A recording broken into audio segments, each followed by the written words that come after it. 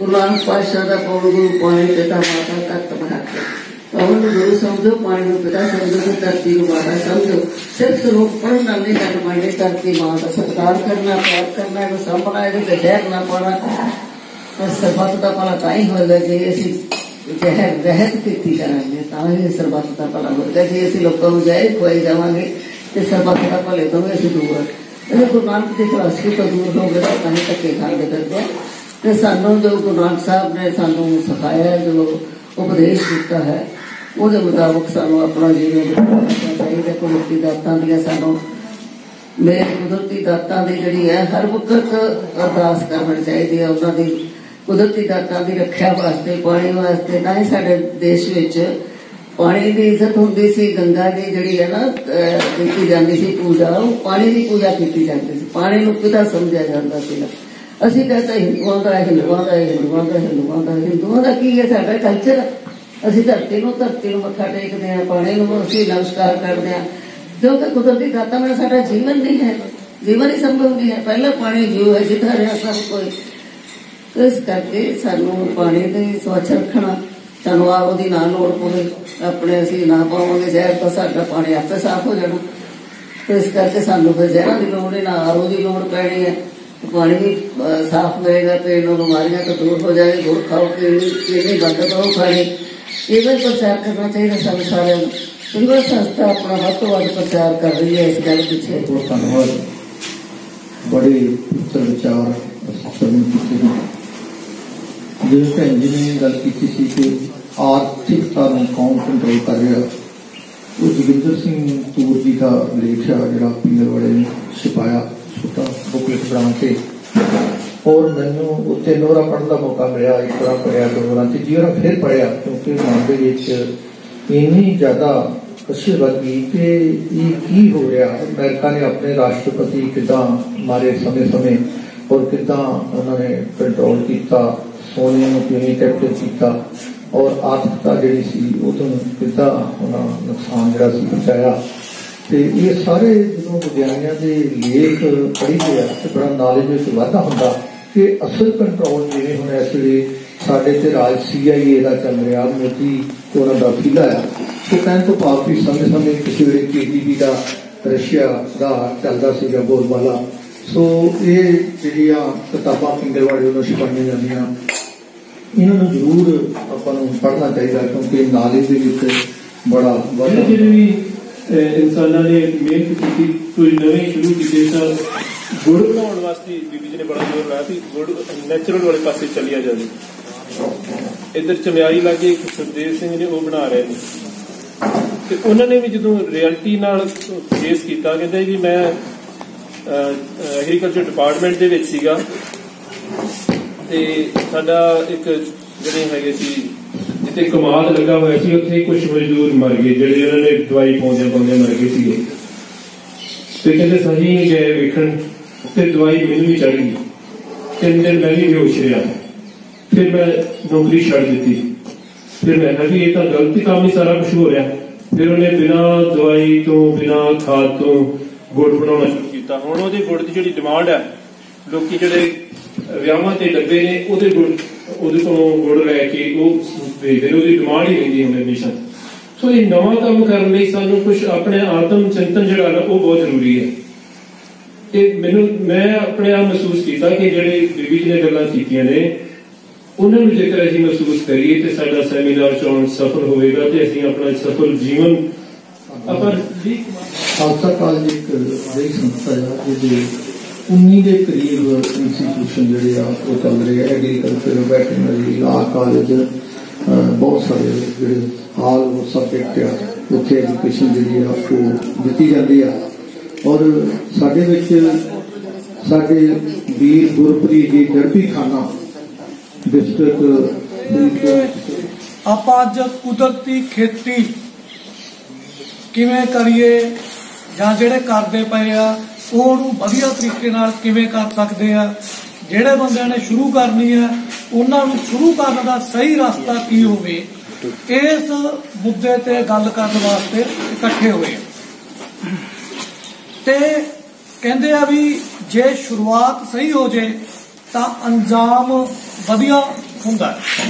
ਤੇ ਜੇ ਸਾਡੀ ਸ਼ੁਰੂਆਤ ਹੀ ਢਿੱਲੀ ਹੋ ਜੇ ਜਾਂ ਡਾਵਾਂਡੋਲ ਹੋਵੇ ਤਾਂ ਬਹੁਤ ਲੰਮਾ ਸਮਾਂ ਉਹ ਜਿਹੜਾ ਬੈਲੈਂਸ ਬਣਾਉਣ 'ਚ ਹੀ ਲੰਘ ਜਾਂਦਾ ਤੇ ਅੰਜਾਮ ਤੱਕ ਪਹੁੰਚਦਿਆਂ ਕਈ ਵਾਰੀ ਬੰਦਾ ਰਸਤੇ 'ਚ ਹੀ ਥੱਕ ਹਾਰ ਕੇ ਛੱਡ ਛਡਾ ਬਹਿੰਦਾ।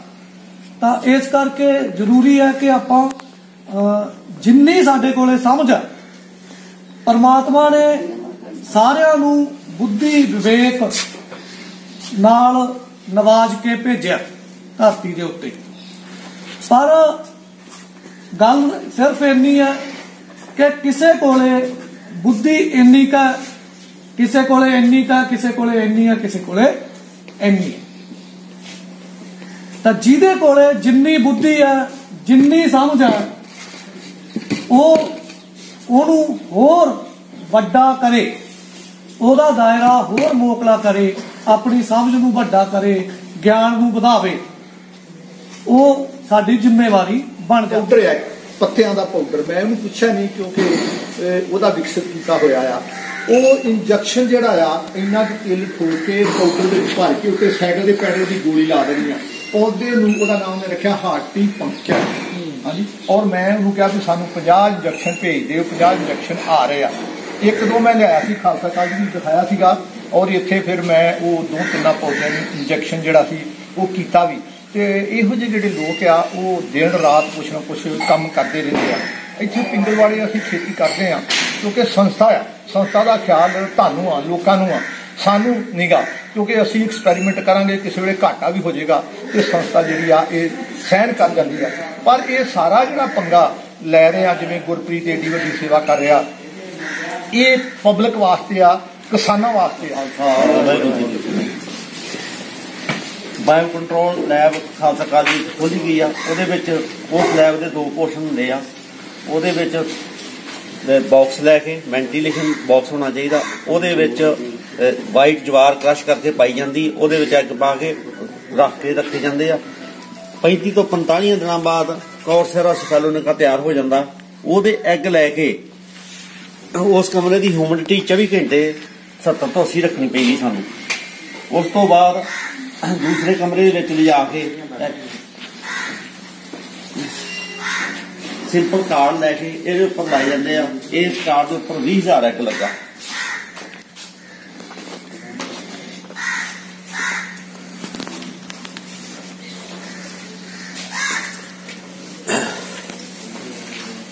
ਇਹਦੇ ਪੀਸ ਕਰਕੇ ਐ ਕੱਟ ਕੇ ਇਹਨੂੰ ਫੀਲਡ ਦੇ ਵਿੱਚ ਲਾਇਆ ਜਾਂਦਾ ਹੈ।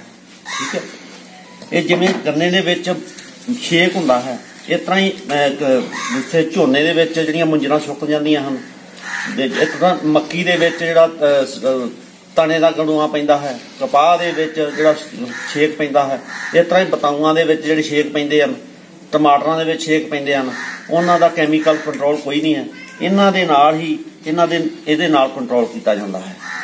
ਮੇਰੀ ਸਿਹਤ ਠੀਕ ਨਾ ਹੋਣ ਕਰਕੇ ਮੈਂ ਇੰਨਾ ਹੀ ਕਹਿ ਸਕਦਾ। ਮੇਰਾ ਥੋੜਾ ਜਿਹਾ ਖਰਾਬ ਆ ਥੋੜਾ, ਤੇ ਬਾਕੀ ਤੁਸੀਂ ਲੈਬ ਦੇਖਣੀ ਹੋਵੇ ਉਹ ਚੰਗੀ ਤਰ੍ਹਾਂ ਇਸ ਤਰ੍ਹਾਂ ਹੀ ਬਾਹਰ ਸਪਲਾਈ ਕਰਦੇ। ਇਹ 2 ਸਾਲ ਤੋਂ ਲਾਉਂਦੇ ਫਸਲ। ਹਾਂ, ਬਹੁਤ ਚੰਗਾ। ਇਹ ਨਾ ਜ਼ਿਮੀਂਦਾਰ ਦੀ ਝਾੜ ਵੱਧਦਾ ਹੈ, ਬਿਮਾਰੀਆਂ ਤੋਂ ਰਹਿਤ ਹੁੰਦਾ ਹੈ। ਔਰ ਇੰਨੇ ਜ਼ਿਆਦਾ ਲੋਕ ਉਹ ਖੰਭ ਜੇ ਹੁੰਦੇ ਉਹਨਾਂ ਨੂੰ, ਔਰ ਮਿੱਟੀ ਰੰਗੇ ਜੇ ਹੁੰਦੇ ਆ। ਅਸੀਂ ਜਦੋਂ ਜਾਂਦੇ ਆ ਨਾ ਗੰਨੇ ਦੇ ਵਿੱਚ, ਤੇ ਉਹ ਇੰਨੀ ਜ਼ਿਆਦਾ ਗਿਣਤੀ ਉੱਡਦੀ ਉਹਨਾਂ ਦੀ। ਹਾਂਜੀ, ਔਰ ਉਹ ਦੂਜੀ ਫਸਲ ਦੀ ਸਹਾਇਤਾ ਜਿਹੜੀ ਆ ਉਹ ਕਰਦੇ ਆ। ਔਰ ਹੁਣ ਸਾਡੇ ਕੋਲ ਮਿੱਤਰ ਕੀਟ ਇੰਨੇ ਹੋ ਗਏ ਜੇ ਵੀ ਸਾਨੂੰ ਦੁਸ਼ਮਣ ਕੀਟਾਂ ਦੀ ਸਪਰੇਅ ਕਰਨ ਦੀ ਲੋੜ ਹੀ ਨਹੀਂ। ਇਹਦੇ ਵਿੱਚ ਦੇਖੋ ਚੱਲਣ ਡਏ ਆ ਬੋਤਲ ਦੇ ਵਿੱਚ। ਹਾਂ, ਚੱਲ ਰਹੇ ਬੋਤਲ ਦੇ ਕੱਪ ਕੋ ਬਰੀਕ ਚੱਲ ਰਹੇ ਆ। ਇਹ ਨੈਚੁਰਲ ਵਿਧੀ ਆ, ਕੋਈ ਕੈਮੀਕਲ ਨਹੀਂ। ਧਿਆਨ ਨਾਲ ਦੇਖੋ ਕਿਵੇਂ ਇਹਦੇ ਕਾਰਡ ਦੇ ਵਿੱਚੋਂ ਨਿਕਲ ਕੇ ਕਿਵੇਂ ਚੱਲ ਰਹੇ ਆ। ਇਹਨਾਂ ਨੇ ਜਿਹੜੇ ਆਪਾਂ ਨੂੰ ਕਮਾਲ ਨੂੰ ਜਾਂ ਦੁਸ਼ਮਣ ਕੀੜੇ, ਉਹਨਾਂ ਨੇ ਇਹਨਾਂ ਨੂੰ ਅਵਸਥਾ ਦੇ ਵਿੱਚ ਖਤਮ ਕਰ ਦੇਣਾ।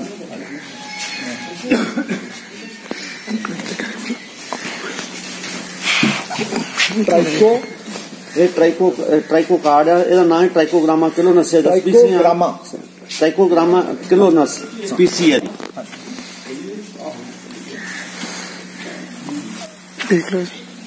ਔਰ ਤੁਸੀਂ ਇਹ ਗੰਨੇ ਨੂੰ ਲਾਤੇ ਤੇ ਗੰਨੇ ਦਾ ਜਿਹੜਾ ਅੰਦਰਲਾ ਪੋਰਸ਼ਨ ਦੁਸ਼ਮਣ ਕੀੜਾ ਖਾ ਜਾਂਦਾ, ਉਹ ਯਾਨੀ ਕਿ ਬਿਲਕੁਲ ਸਹੀ ਰਹਿੰਦਾ।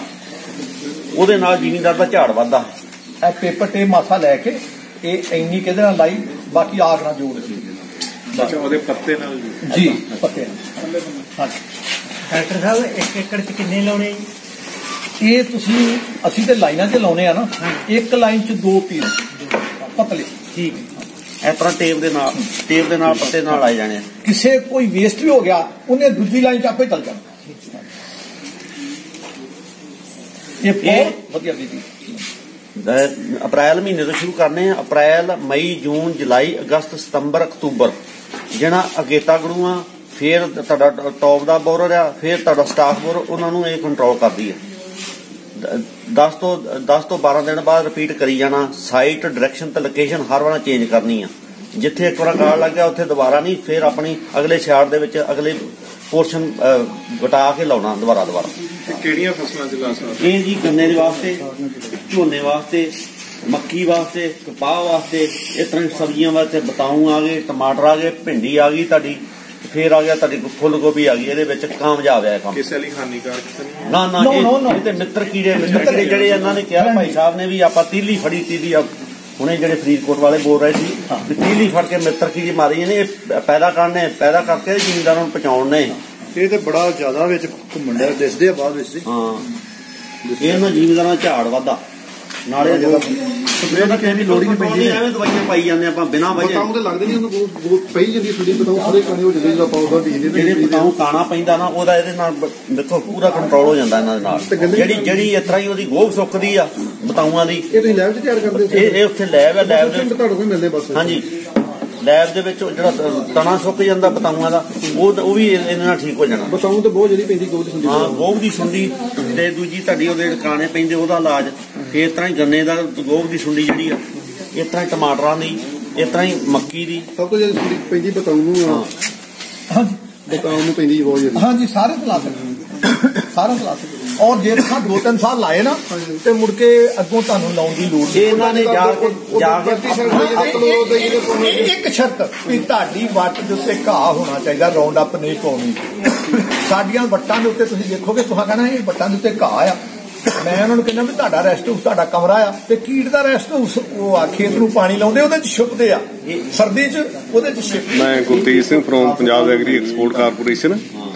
ਸਾਡੇ ਵੱਲੋਂ ਪੰਜਾਬ ਗੌਰਮੈਂਟ ਵੱਲੋਂ ਇਸ ਤਰ੍ਹਾਂ ਦਾ ਸਿਸਟਮ ਚੱਲ ਰਿਹਾ ਵੀ ਕਿਸੇ ਵੀ ਕਿਸਾਨ ਨੇ ਆਪਣੇ ਆਪ ਨੂੰ ਸਰਟੀਫਾਈ ਕਰਾਉਣਾ, ਰਜਿਸਟਰ ਕਰਾਉਣਾ ਪੰਜਾਬ ਐਗਰੋ ਨਾਲ, ਇਹ ਸਭ ਕੁਝ ਫ੍ਰੀ ਆਫ ਕਾਸਟ ਹੈ। ਕਿਸੇ ਵੀ ਕਿਸਾਨ ਨੂੰ ਕੋਈ ਵੀ ਫੀਸ ਨਹੀਂ ਦੇਣੀ ਪੈਂਦੀ। ਇਹ ਸਾਰੀ ਸਰਟੀਫਿਕੇਸ਼ਨ ਦੀ ਜਿੰਨੀ ਪ੍ਰਕਿਰਿਆ ਹੈ ਗੌਰਮੈਂਟ ਦਾ ਖਰਚਾ ਹੁੰਦਾ, ਸਭ ਕੁਝ ਫ੍ਰੀ ਆਫ ਕਾਸਟ ਹੈ। ਤੁਹਾਡੇ ਫਾਰਮ ਤੇ ਵਿਜ਼ਿਟ ਕਰਦੇ ਅਸੀਂ ਟਾਈਮ ਟੂ ਟਾਈਮ ਜਿਸ ਤਰ੍ਹਾਂ ਦੀਆਂ ਇੰਸਟਰਕਸ਼ਨ ਗੌਰਮੈਂਟ ਵੱਲੋਂ ਆਉਂਦੀਆਂ ਉਹ ਸਾਰੀਆਂ ਸਾਨੂੰ ਪ੍ਰੋਵਾਈਡ ਕਰਦੇ ਹਾਂ।